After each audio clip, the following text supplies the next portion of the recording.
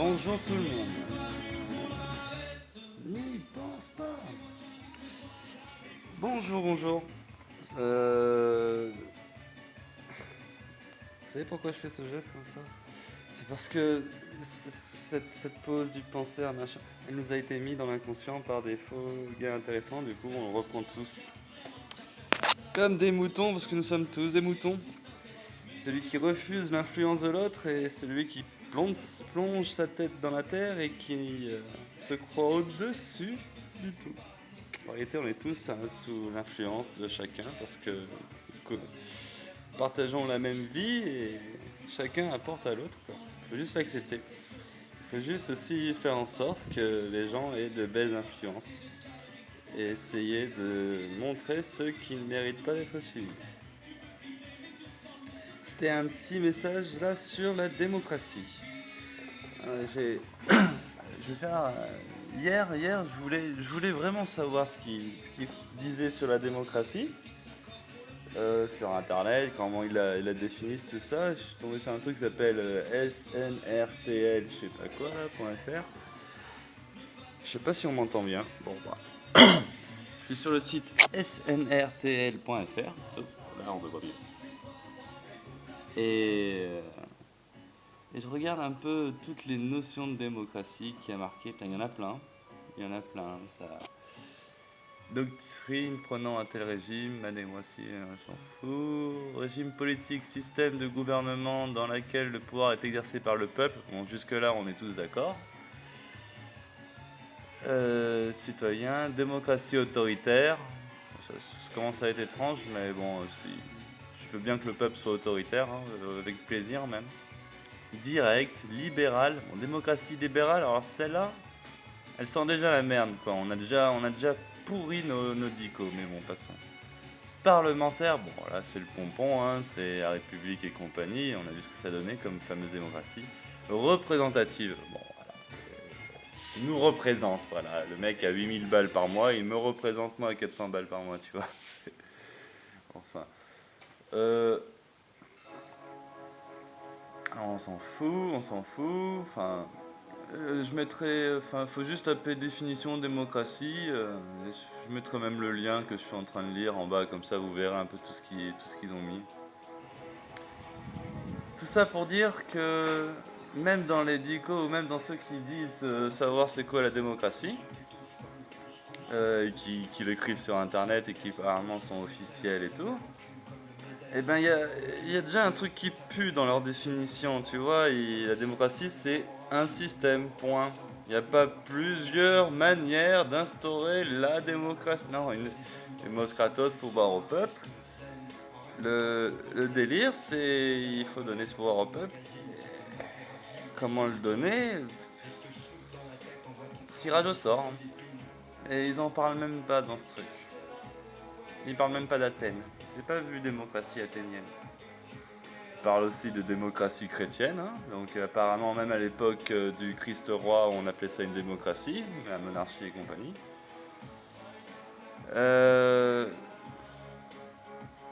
Bon allez, je vais arrêter de lire les textes corrompus par des années de malversation parce que je vais juste mettre le lien qui définit la démocratie, comme ça vous pourrez faire votre propre opinion et me dire ce que vous en pensez. Enfin non, pas forcément me dire, je m'en fous. Hein, mais juste c'est important si vous faites votre propre opinion sur la démocratie. Et après, une fois que vous avez lu ça, vous allez voir sur la conception de Monsieur Chouard de ce que c'est la démocratie. Et il va vous expliquer le tirage au sort, tout ça. Le tirage au sort qui, avec les technologies d'aujourd'hui, est facile à mettre en place. Et, et qui sera bien plus sobre en termes de dépenses que tout ce qu'on connaît aujourd'hui. Oh, c'est amusant ça comme concept. Ah bon, ça coûte cher les élus à 10 000 euros tête? À 20-30 000 euros tête, ça coûte cher ça? Et oui, ça coûte vraiment cher.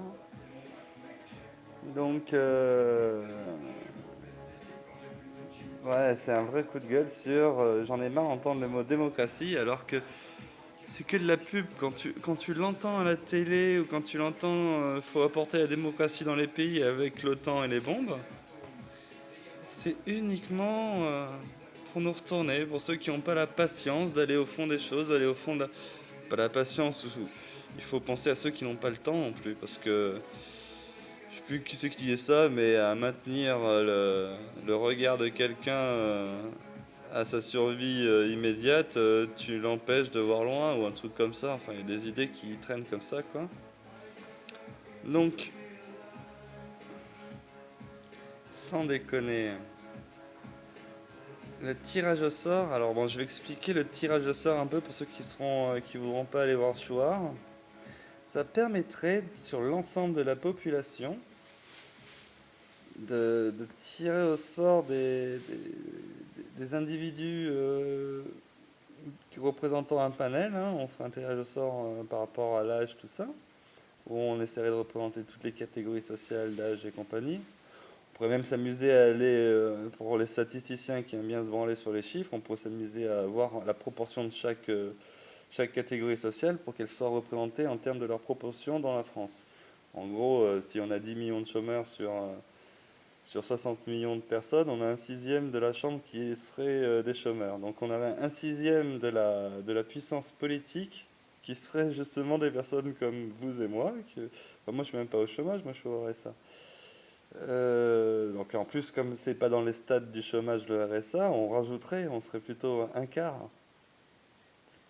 Après il y aura toute la basse classe besogneuse au SMIC là. Alors eux, ils représentent l'immense majorité, hein.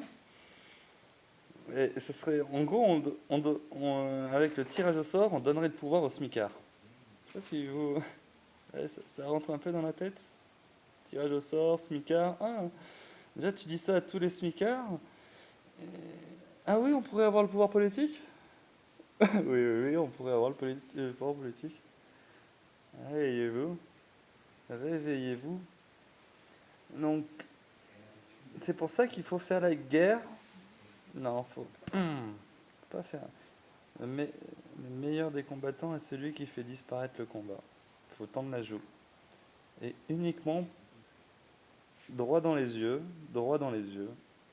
proposer la solution qu'on sait juste au fond de nous, face aux yeux de tout le monde. De tout le monde. Tous. Tous. C'est ce qu'a fait Jésus, ça lui a valu la croix. Donc, voilà. Donc, réfléchissez vraiment à c'est quoi la démocratie et sentez un peu que ça pue la merde quand les mecs ils nous parlent de démocratie et qu'ils associent ça au système électoral qui va orienter le pouvoir vers les catégories sociales qui ne sont nullement représentées dans la population générale. À savoir que, à vue nez, on est moins de 10% en France à gagner plus de 10 000 euros, hein. On doit même être moins de 10% à gagner plus de 7 000 euros, 8 000 euros. Même 5, hein, qui sait. On doit être quoi? On doit être 20% à gagner 2 000 euros plus, même pas. Tout le reste, après, je vous laisse voir qu'est-ce qui reste au reste, hein. Hein. Démocratie. Donc quand vous entendez n'importe quel candidat, que ce soit mon préféré, Monsieur Cheminade, qui lui n'a pas encore fait ce constat et d'ailleurs qui a un regard hautain face aux personnes qui a ce constat. Ils reprennent même pas les idées de Chouard alors qu'ils se connaissent. Que ce soit Monsieur Asselineau, qui nous rend une démocratie.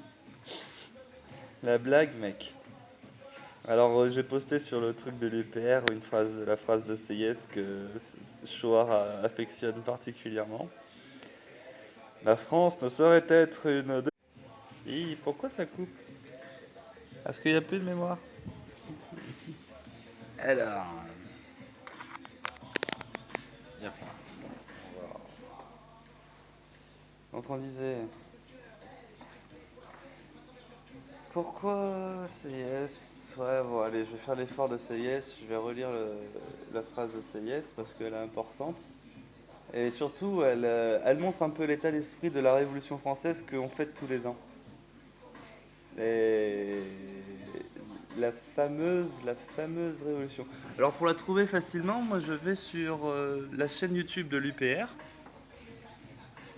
Donc voilà, je clique et il y a un petit onglet discussion. Voilà, je clique sur l'onglet discussion et là, Et là, la page est vide, parce que personne ne discute apparemment dans ce parti. En tout cas, ils discutent pas sur le support YouTube. Ils font que compter les j'aime. Et alors, dans la fameuse rubrique discussion de la chaîne de l'UPR, on y trouve donc la phrase de Thiel. La phrase. Les citoyens qui se nomment des représentants renoncent et doivent renoncer à faire eux-mêmes la loi. Ils n'ont pas de volonté particulière à imposer. Je vais t'en imposer, moi, des volontés, tu vas voir. S'ils dictaient des volontés, la France ne serait plus cet État représentatif, ce serait un État démocratique. Le peuple, je le répète, dans un pays qui n'est pas une démocratie, et la France ne saurait l'être, le peuple ne peut parler, ne peut agir que par ses représentants. Elle pue la merde, hein. Discours du 7 septembre 1789, intitulé précisément Dire de l'ABCS sur la question du veto royal, à la séance du 7 septembre 1789. CF, page 15-19. Bon. Voilà. Donc, à tous ceux qui nous ont vendu le fameux rêve républicain, un rêve qui est basé sur un putain de mensonge historique, je ne saurais que trop vous rappeler de l'importance du travail de Marion Sigaud sur l'histoire de France. Hein. Alors, si toi, bonhomme, tu te crois aimer la France, connaître la France et être français et soutenir la France, sache de 1 que si tu ne soutiens pas ton roi, c'est faux. Tu peux remplacer directement dans ta tête tous les sens de mot France par le mot République. Et la France ne saurait être la République. République a 228 ans. La France a plus de 1000 ans. J'avoue que je ne sais pas le chiffre exact, mais beaucoup plus de 1000 ans. Ok. Donc, bien que la vieillesse d'un parti ou d'un système n'est nullement la justification de sa qualité ou de ce manque de qualité, ce qui est sûr, c'est que la durée d'un parti permet de nous faire comprendre si ce parti est juste ou pas, si ce style de gouvernement est profitable à l'ensemble ou pas. Comprenez ? Est-ce que vous comprenez ça ? Et ce qui est sûr, c'est que la France sous le Christ a tenu plus de 1000 ans. Et la République a subi je ne sais combien de crises en même pas 200 ans. Ok ? Chômage de masse, la totale, etc. Je ne saurais que trop vous rappeler la notion des corporations, celle qui a remplacé la notion d'NPE et de Pôle emploi pendant des milliers d'années en France. On avait chacun un toit sur la tête, de la nourriture, une famille. Et ceux parmi nous qui, dès la naissance, ont été abandonnés et rejetés, ils finissaient par être les érudits de la nation. Rendez compte que les moins chanceux à la naissance parmi nous, réveillez-vous sur ce point fondamental, parce que celui-là, il est occulté, mais de manière grossière. C'est comme si aujourd'hui, tous ceux qui nous dictaient nos lois, ok, tous ceux qui nous dictaient nos lois, étaient en réalité des orphelins abandonnés qui ont fait leurs premières années dans la misère la plus totale. C'est comme ça que ça fonctionnait sous le roi. Parce que la construction de l'église à l'époque recueillait tous les nécessiteux. La seule condition était comment on appelle ça déjà ? J'ai même oublié le mot. La confession. La seule condition à être abrité sous le toit de Dieu était la confession sincère, afin de laver son âme et de se sentir enfin en harmonie avec soi-même, accepter ce qu'on a fait et voir venir le pardon divin. Ok ?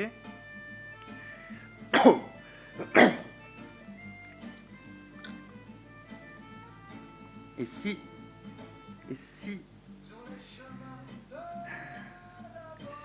Je vais pleurer si ça continue parce que tout ce que je dis est vrai. On nous l'a retiré, bande d'enculés, bande d'enculés. Vous nous avez retiré le plus beau des gouvernements.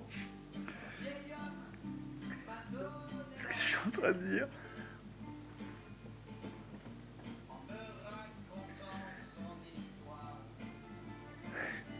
Des vies de sacrifice, les gars. Avec la notion de Jésus en tête, tendre la joue. Le silence absolu. Et aujourd'hui, regardez comment on nous traite. C'est laïcard de merde. Alors que c'est une religion d'amour à la base. On est d'accord, Vatican II, c'est de la merde, on est d'accord. Les cathos, ils sont pourris jusqu'à l'os. Là, je suis allé dans une église, j'ai presque craché sur un prêtre, les gars. Ils ont oublié c'était quoi la racine de tout ça, mec. Ils ont oublié le message du Christ. Le curé, quand il se balade dans la rue et qu'il y a un mendiant qui fait de la guitare, il me regarde même pas, mec. Vous vous rendez compte?